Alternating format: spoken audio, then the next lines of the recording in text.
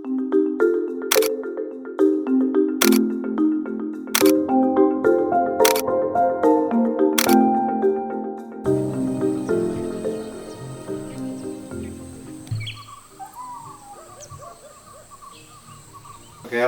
ഒരു വെറൈറ്റി എന്ന് പറയുന്നത് കൊലയുള്ളത് ഒന്ന് വെള്ളപ്പാളയംകോടൻ. വെള്ളപ്പാളയംകോടൻ എന്ന് പറയുന്നത് ഏതാണ്ട് കൊല്ലം, കോട്ടയം ഭാഗങ്ങളൊക്കെ കൃഷി ചെയ്യുന്ന ഒരിനമാണ്. നല്ല സ്വീറ്റാണ്, അവിടെ ലോക്കലായിട്ട് ചെയ്യുന്നുണ്ട്. പിന്നെ അതിന് കേട് കുറവുണ്ട്, നല്ല കൊലയും കിട്ടും. പിന്നെ ഉള്ളതെന്ന് പറയുന്നത് ഒന്ന് കുന്നൻ അല്ലെങ്കിൽ കണ്ണൻ എന്നൊക്കെ പറയും, പിന്നെ പൂങ്കള്ളി എന്നൊക്കെ പറയും. അത് അപ്പോൾ അതും ഈ കുട്ടികൾക്കൊക്കെ നമുക്ക് പൊടിച്ചു കൊടുക്കാൻ ഉപയോഗിക്കാം, നമുക്ക് ഫ്രൂട്ടായിട്ട് ഉപയോഗിക്കാം, കറിക്ക് ഉപയോഗിക്കാം.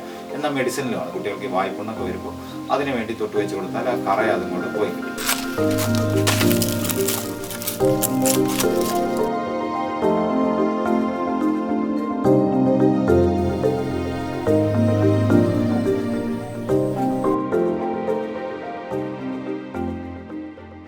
എൻ്റെ അടുത്ത് 125 വെറൈറ്റി വാഴകളപ്പുണ്ട്. അത് കേരളത്തിലെ ഒട്ടുമിക്ക സ്റ്റേറ്റിലെ, അത് കൂടാതെ പിന്നെ വിദേശ രാജ്യങ്ങളിൽ. പക്ഷേ ഇത് ഇനി എന്ത് എന്നുള്ളൊരു ചോദ്യത്തിന് മുന്നിലാണ് നബാർഡ് ആവശ്യപ്പെടുന്നത്, ഒരു പ്രോജക്റ്റ് തയ്യാറാക്കി തരുമെന്ന് വെച്ചാൽ. അപ്പോൾ ഞാൻ പ്രോജക്റ്റ് തയ്യാറാക്കി കൊടുത്തു. ആ പ്രോജക്റ്റിൻ്റെ പേരാണ് ബനാന ബാങ്ക്. അപ്പോൾ അത് എൻ്റെ ഈ 20 സെൻറ്റ് സ്ഥലത്തുള്ള 125 വെറൈറ്റികളെ അതിൽ നിന്നിട്ട് 15 നാടൻ വെറൈറ്റികളും 15 മറുനാടൻ വെറൈറ്റികളും ആദ്യം ഒരു 200 വീടുകളിലേക്ക് സ്പ്രെഡ് ചെയ്യണം. ഇതാണ് കർഷകൻ്റെ യോഗ്യത. അവന് 5 കന്നുകൾ വെറൈറ്റീസ് കൊടുക്കും. അത് പിന്നെ കന്നായിട്ടും കൊടുക്കും, ടിഷ്യൂ ആയിട്ട് കൊടുക്കും, മാക്രോൺ ചെയ്തിട്ടും കൊടുക്കും. അങ്ങനെ അത് നട്ട് പരിപാലിക്കണം. പരിപാലിക്കുന്ന സമയത്ത് അതിലുണ്ടാകുന്ന പ്രശ്നങ്ങൾ, കീടങ്ങൾ വരാൻ സാധ്യതയുണ്ട്, മറ്റു പലതുണ്ട്. ആ സമയത്ത് അവരാവശ്യപ്പെട്ട് കഴിഞ്ഞാൽ അവർക്ക് അതിനുള്ള നിർദ്ദേശങ്ങളും കാര്യങ്ങളും കൊടുക്കാൻ വേണ്ടിയിട്ടുള്ള ഒരു ടെക്നിക്കൽ എക്സ്പെർട്ടുകളുടെ ഒരു വാട്സപ്പ് ഗ്രൂപ്പ് ഉണ്ടാക്കിയിട്ടുണ്ട്, 25 പേരുടെ.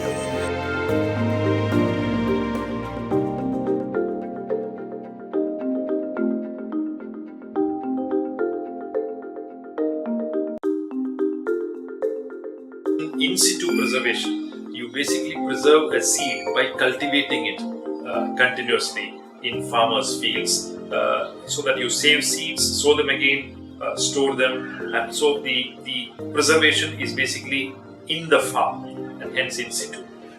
But ex situ preservation, as the term would tell you, is something which is external, where you preserve the seed in a safe location somewhere else in controlled situations, usually at about -18 degrees centigrade or so on. That's what gene tanks usually do. So banana is a crop with enormous amount of variation in its genetic makeup, and people use it for different purposes, agricultural, food and industrial at the same time. So it's important to preserve this genetic makeup of banana, just as it is for any other crop, but here we are talking about banana. So the many traditional varieties of banana that we have had are at the risk of being lost forever. This is where science must come in and actively document the variations that we have. They should collect germplasms and try to save them.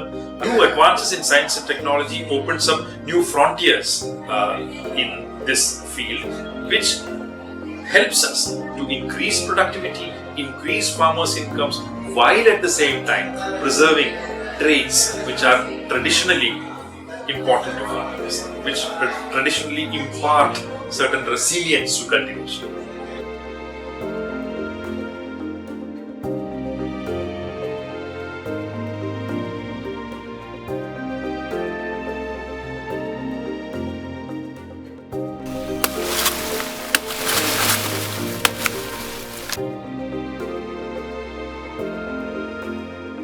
പിന്നെ പ്രധാനമായിട്ടും ഈ പല ഇനങ്ങളാകുമ്പോൾ നമ്മുടെ നാട്ടിൽ ഈ ആളുകൾക്ക് ഇതിനെക്കുറിച്ച് ബോധമല്ല. അപ്പോൾ അതുകൊണ്ട് ആളുകൾ പഴങ്ങളങ്ങനെ നമ്മുടെ അടുത്ത് വിൽപ്പന കുറവാണ്. കടയിൽ അറിയുന്ന കുറച്ച് ഇനങ്ങളെ പോകുള്ളൂ, മറ്റ് അറിയുന്ന ഫ്രണ്ട്സൊക്കെ കുറച്ച് വാങ്ങുന്നുണ്ട്. പക്ഷെ നമ്മുടെ പ്രധാന വരുമാനം എന്ന് പറയുന്നത് ഇതിൻ്റെ സാമ്പിളിങ്സ് ആണ്. പ്രധാന വരുമാനം എന്ന് വെച്ചാൽ ഇത് നിലനിർത്തി കൊണ്ടുപോകാനുള്ള